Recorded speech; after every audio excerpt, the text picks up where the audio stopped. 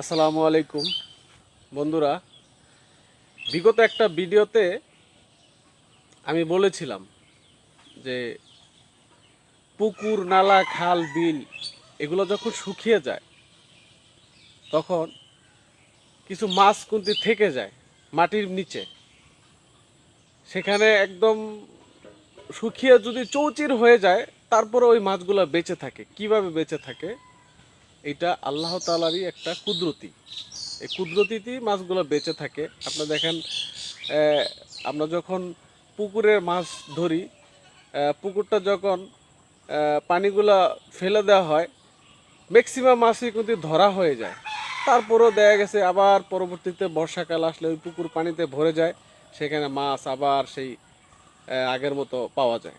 কিভাবে সম্ভব এটা? এটা আল্লাহ তাআলার একটা কুদরতি।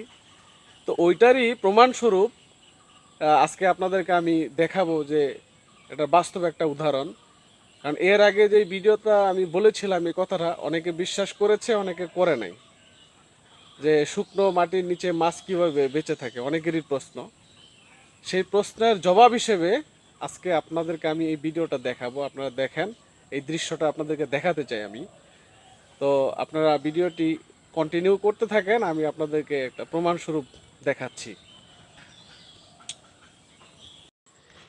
এই যে এইখানে যে জায়গাটি দেখতেছেন, এখানে দেখেন, এই যে এদিক দিয়ে কোনটি আটকানো,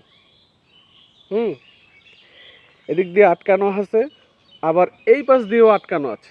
দেখেন, আবার ওই যে ওই পাশ দিয়েও কোনটি আটকানো, একটা বরাবর আইল দেওয়া আছে, আইলের মতো করে ওই পাশ দিয়েও আটকানো, আবার এই পাশ দিয়েও আটকানো। তাহলে প্রশ্ন হচ্ছে, মাছ এখানে কোথা থেকে আসলো? এখন মাছ তো আপনাদেরকে দেখানো দরকার, তাই না? আমি মাছ আপনাদেরকে দেখাচ্ছি। কিভাবে দেখাই? মাছ তো হচ্ছে ছোট ছোট মাছ। এই যে দেখতে পাচ্ছেন কিনা আপনারা আমি জানি না, কিন্তু অসংখ্য মাছ এখানে, ছোট ছোট মাছ, মাছের পোনা দেখা যাচ্ছে। এই যে ছোট ছোট মাছ, অসংখ্য মাছ আছে এখানে, ছোট ছোট আর কি, অত বড় না। যার কারণে আপনারা হয়তোবা অনেকে দেখতে পারতেছেন না। আমি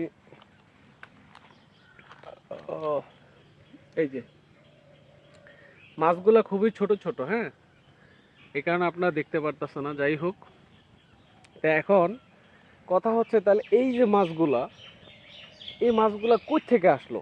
এই জায়গাটা কিন্তু পুরোপুরি একবারে শুকনো ছিল, হ্যাঁ, এই যে কচুরি পানাও তেমন একটা ছিল না। তাহলে এই মাছগুলা কোথা থেকে আসলো? এই প্রশ্নটা একবার আপনারা নিজেকে নিজেকে করেন, তাহলে হয়তো বা উত্তরটা পেয়ে যাবেন। আসলে যে মাছ